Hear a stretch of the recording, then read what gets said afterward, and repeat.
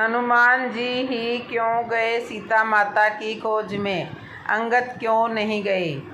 कभी भी अपनी शक्तियों पर विश्वास करके खुद पर भरोसा रखें। कभी भी अपनी शक्तियों पर संदेह नहीं करना चाहिए।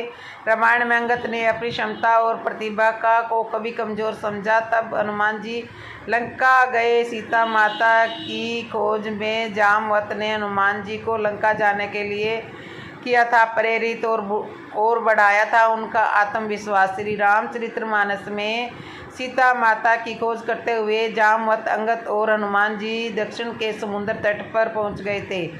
यहाँ से किसी को लंका जाकर सीता माता के बारे में पता लगाकर वापस आना था। ये काम कौन करेगा, इस बात का सभी मंथन कर रहे थे। श्री रामचरितमानस में जामवंत के बारे में लिखा गया है कि जरहु भरहु अब कहीं विरेसा नहीं तन प्रथम बल क्लेशा। जब भी सबसे पहले जामवंत ने कहा कि मैं अब बूढ़ा हो गया हूँ। वामन अवतार के समय मैं जवान था, लेकिन अब मेरे शरीर में इतनी शक्ति नहीं है कि मैं लंका जा सकूँ। इसके बाद अंगद के बारे में लिखा गया है कि अंगद करहु जाहु मैं पारा, जी है सह कुछ फिर थी बारा। इसके बाद अंगद ने खुद ही शक्ति पर शंका करते हुए कहा कि मैं लंका जा तो सकता हूँ, लेकिन वापस आ सकूँगा यह नहीं, इस पर मुझे संदेह है। अंगद के मना करने के बाद जामवंत ने हनुमान जी को इस कार्य के लिए प्रेरित किया।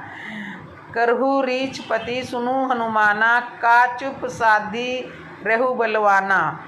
पवन तनय बल पवन समाना, बुद्धि विवेक विज्ञान निधाना। जामवंत ने हनुमान जी से कहा कि हनुमान ये बलवान सुनो, तुम चुप क्यों हो। तुम पवन पुत्र हो, बल में पवन के समान हो। तुम बुद्धि विवेक और विद्वान की खान हो।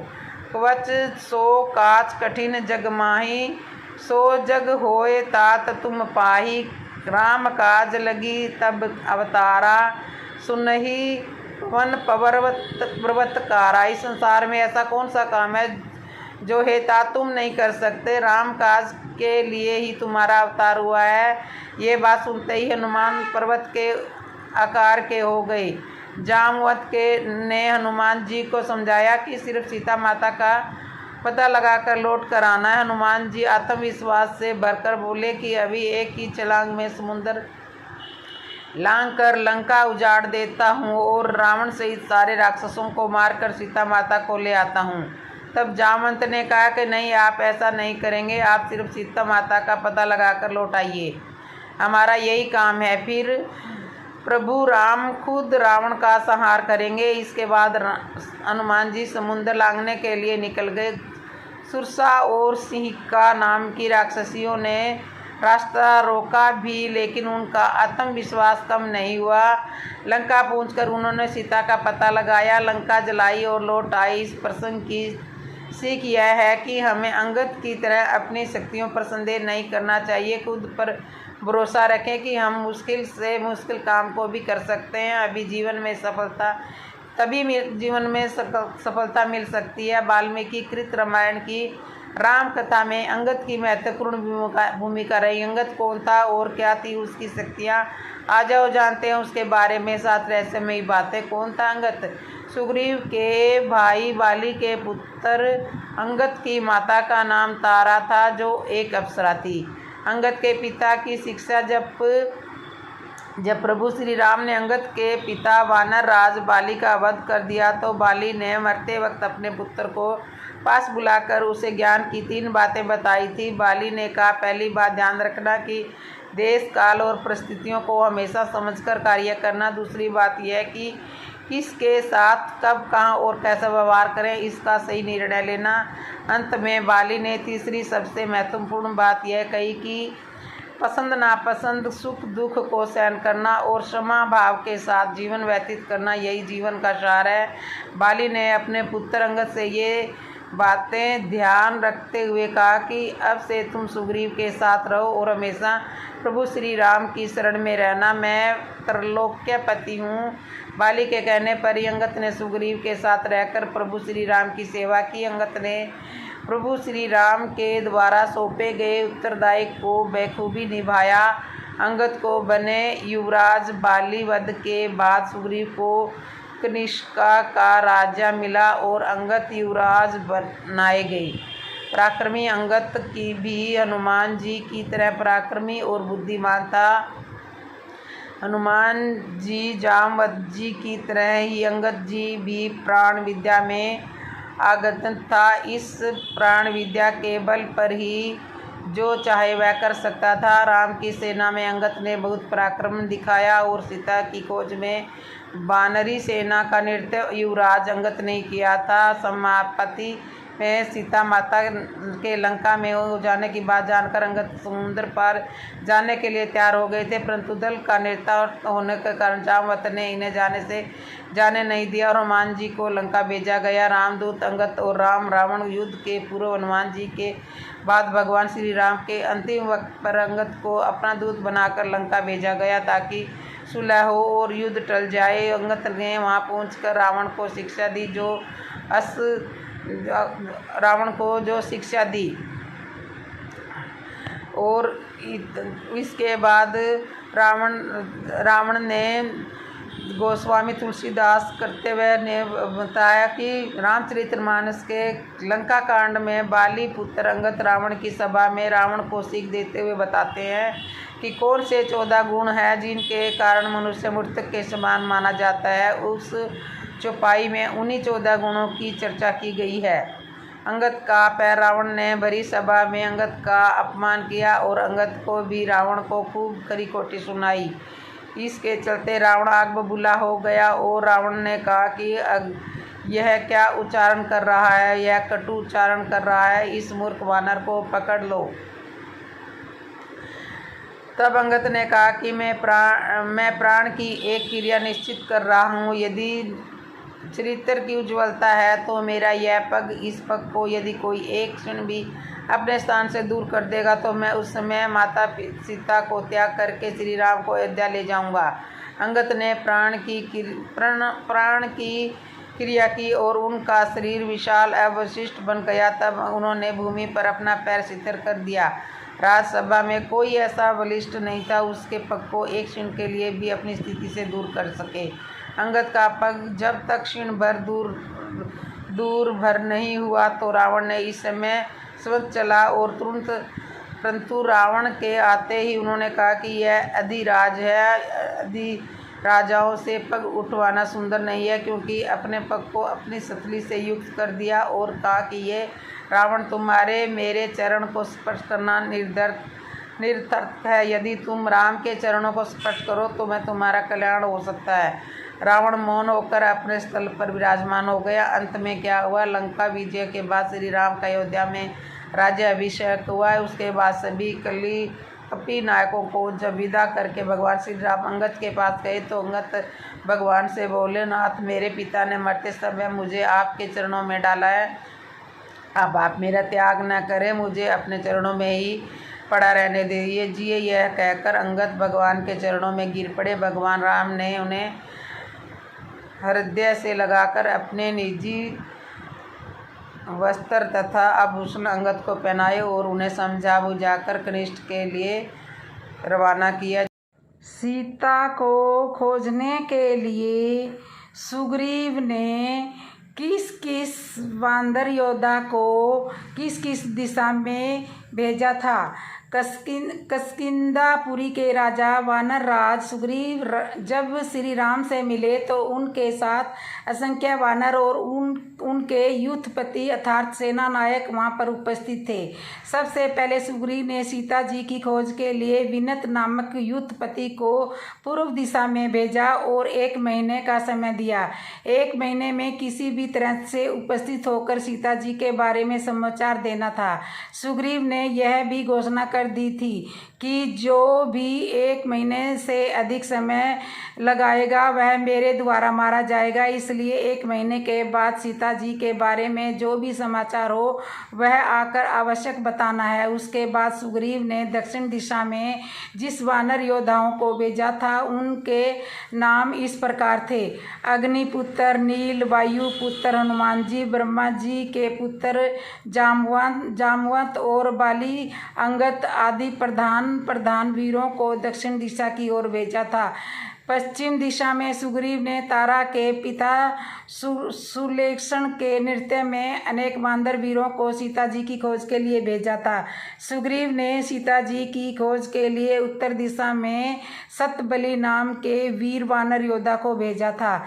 पवन पुत्र हनुमान जी के ऊपर सुग्रीव को पूर्ण विश्वास था कि हनुमान जी कार्य सिद्ध करके ही लौटेंगे। हनुमान जी को अन्य वीर योद्धाओं के साथ दक्षिण दिशा में ही भेजा था। सुग्रीव ने जब विशेष रूप से हनुमान जी को सीता जी की खोज करने के लिए बोला, तब श्री राम ने हनुमान जी को बुलाकर कहा कि हे हनुमत, तुम मेरे नाम की मुद्रा लेकर जाओ। यदि तुम्हें सीता जी मिले तो मेरे नाम की इस मुद्रा को दिखा देना, फिर वे तुमसे भयभीत नहीं होगी। श्री राम ने बड़े विनय भाव से हनुमान जी से कहा कि हे हनुमत, मुझे पूर्ण विश्वास है कि तुम सीता जी की खोज करके ही वापस लौटोगे। अब तुम शीघ्र ही यहाँ से जाकर अपना कार्य सिद्ध करने में लग जाओ। उसके बाद हनुमान जी ने श्री राम को प्रणाम करते हुए उनके नाम की अंगूठी लेकर सभी वीर योद्धाओं के साथ वहाँ से दक्षिण दिशा की ओर प्रस्थान किया। 1 महीना बीत जाने के बाद उत्तर, पूर्व और पश्चिम दिशा में गए हुए सभी वानर खाली हाथ लौटकर वापस आ गए।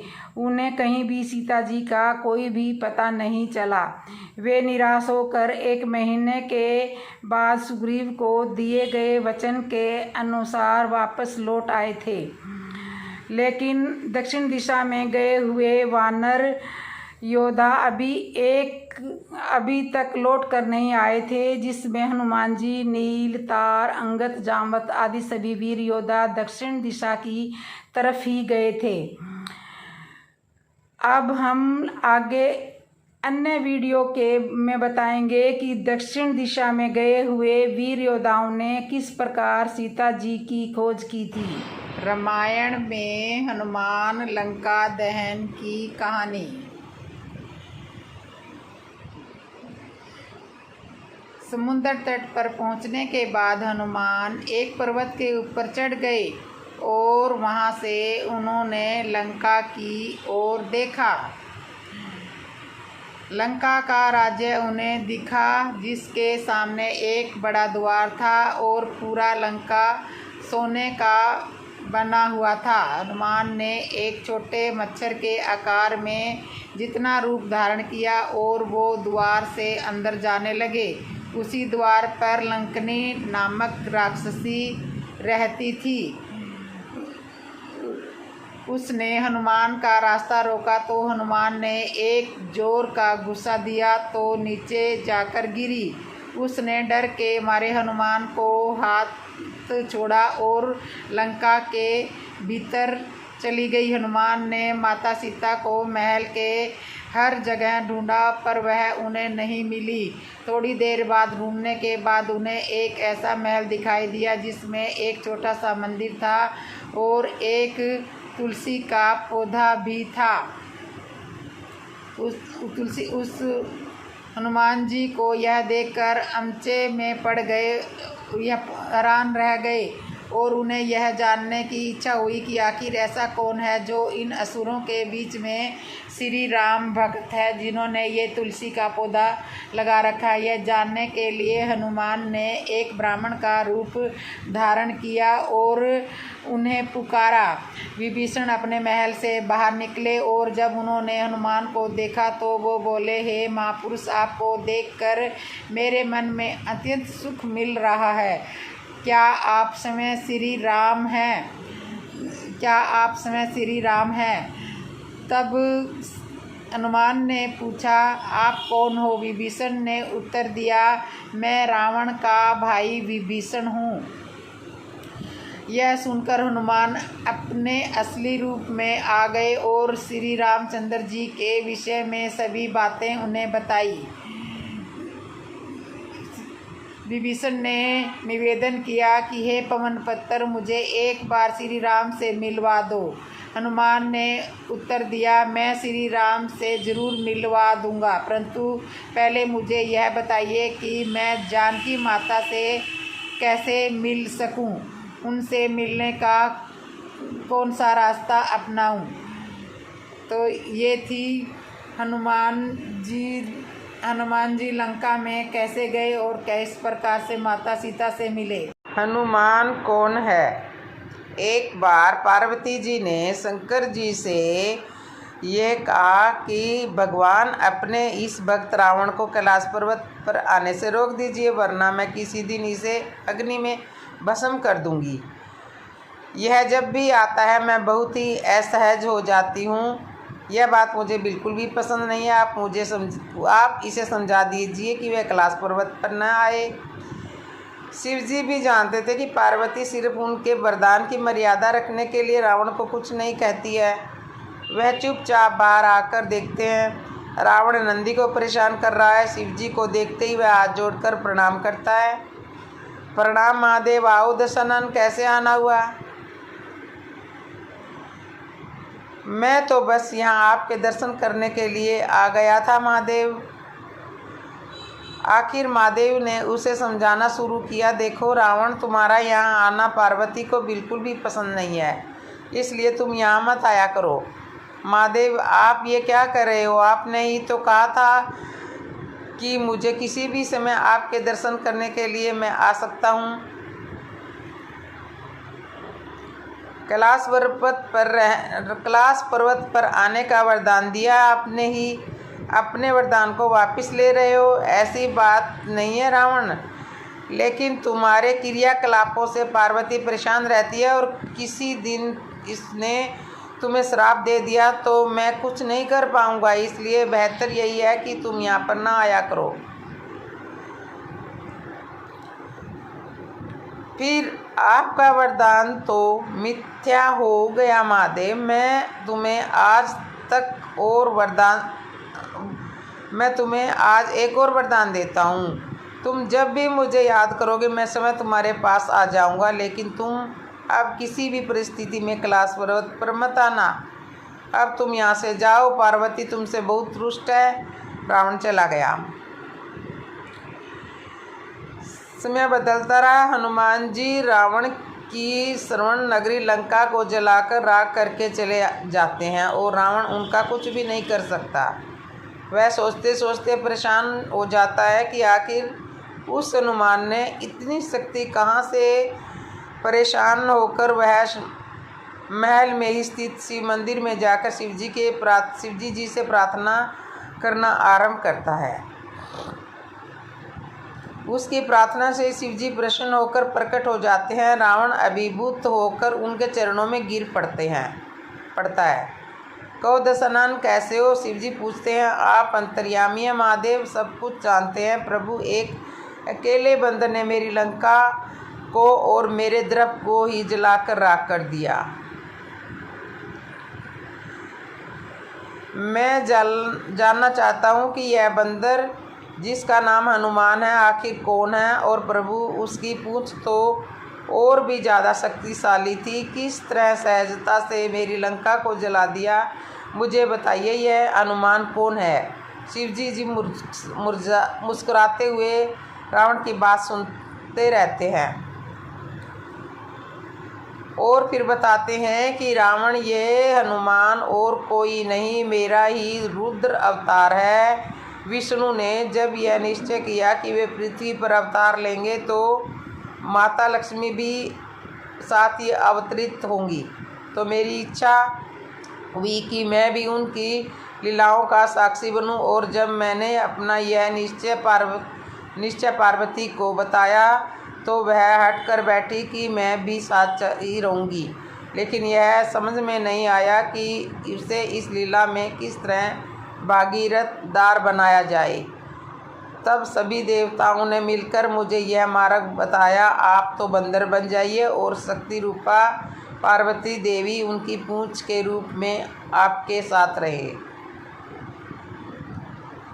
तभी आप दोनों साथ रह सकते हैं। और उसी अनुरूप मैंने हनुमान जी के जन्म लेकर राम जी की सेवा का व्रत रख लिया और शक्ति रूपा पार्वती ने पूंछ के रूप में और उसी सेवा के फल स्वरूप तुम्हारी लंका का दहन किया। अब सुनो रावण, तुम्हारे उद्धार का समय आ गया है।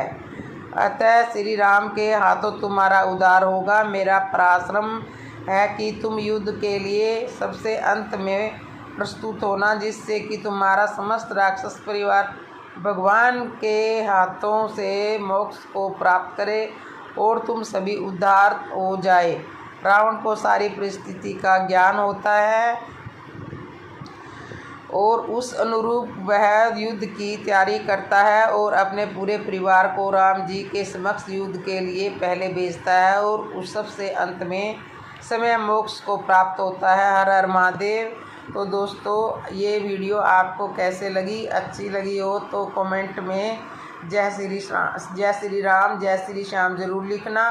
और जिसने भी मेरे चैनल को सब्सक्राइब नहीं किया वो सब्सक्राइब करना, लाइक करना, कमेंट करना और बेल आइकन बटन तो ज़रूर दबा लेना। बोलो हर हर महादेव। राम लला की मूर्ति में है भगवान विष्णु के 10 अवतार।